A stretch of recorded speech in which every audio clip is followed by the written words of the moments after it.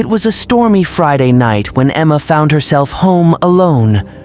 Her parents were out for the evening, and she planned to relax with a movie. The wind howled outside, rattling the windows as she settled into the couch with a bowl of popcorn. Halfway through the movie, Emma heard a faint tapping sound coming from the kitchen. She paused the film, listening intently. The tapping continued, steady and deliberate.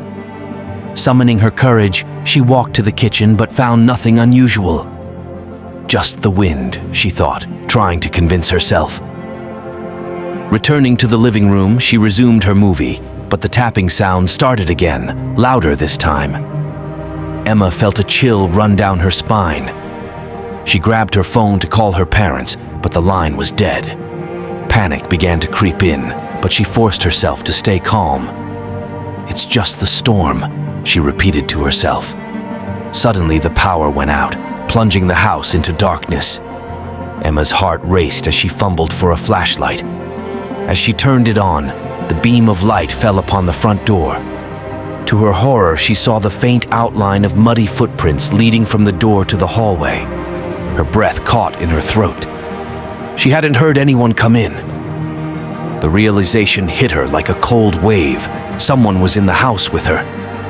The tapping resumed, now accompanied by a faint, raspy breathing.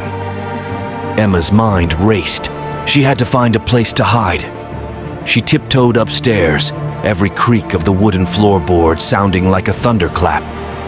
She slipped into her parents' bedroom and crawled under the bed, clutching the flashlight tightly. The tapping and breathing grew closer, echoing through the silent house.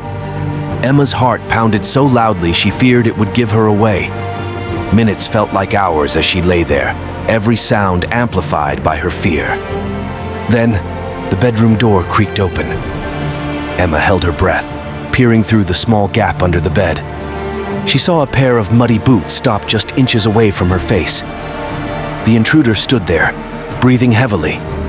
Time stood still until the boots slowly turned and walked away, the tapping sound fading into the distance. Emma waited, her body trembling, until she was sure the intruder was gone. Summoning every ounce of courage, she crawled out from under the bed and crept to the window. She saw a dark figure walking away from the house, disappearing into the night.